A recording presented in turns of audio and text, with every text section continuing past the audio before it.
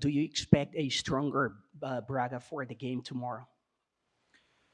Yes, in both games we always anticipate a tough game. The first game was what was tough despite the scoreline. But we played well in the game and scored some very good goals. But we will prepare for a difficult game.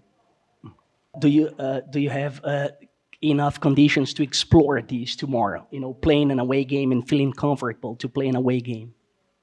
Yeah, it's listen. You play at the high level against teams. You know when you play against teams from other countries in this competition, they are of a high level because they're used to winning, and uh, and of course our away form in our league has been very good, and of course we won away in our game in Athens. But we don't underestimate Braga. Even though our result was very good last week, we have to be ready for a really tough game.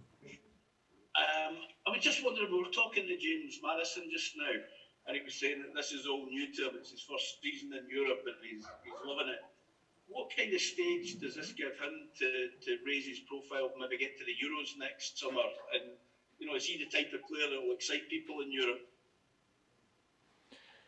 Yeah, I think you go to play in Europe and it's a technical game. There's obviously lots of tactical concepts as well, but he's the type of player that excites any supporter, whether it's back in the Premier League or in Europe, Graham. So no, it's a wonderful experience. I said last year to all the young players, our work is can we get into Europe, and now we've made that step, and the players now are really embracing embracing the challenge of it all, and but they're thoroughly enjoying it. So this is why we play to come to great countries like Portugal and play really good teams like Braga, and then they can showcase their qualities.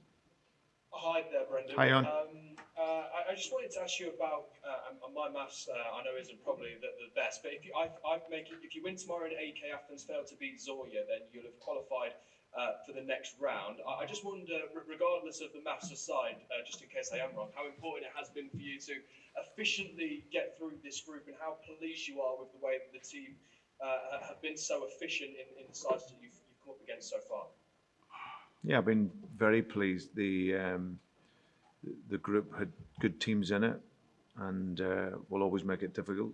And tomorrow night will be exactly the same. But our objective starting out was to ensure that we qualified, and we've started the group really well, and we want to continue with that tomorrow. And of course, if we can qualify as early as we possibly can, then that'll be really helpful for us. You obviously told us about Ricardo being a couple of weeks away. I just wondered if any more of the previously injured players had travelled with you today and were maybe in contention. No, Timothy hasn't travelled, so we're just monitoring him over the course of this week and see where he's at for the game next Monday. And Wilf is progressing really well, so we'll see the possibility of him when we play in the Ukraine. So that'd be great news.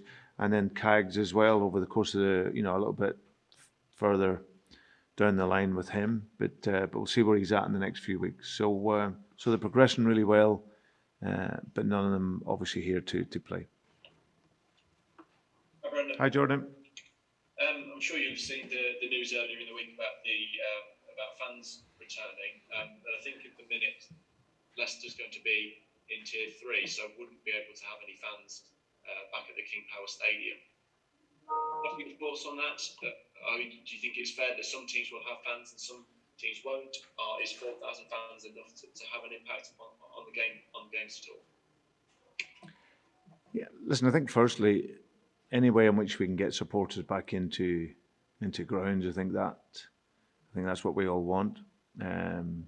Like you say, it probably won't be fair. There's going to be parts of the country where some supporters won't get in, but I think it's very hard to deny people, whose lives depend and love football so much to not be into a ground. So yeah, I think it's great news, and there's going to be, especially clubs in the lower level.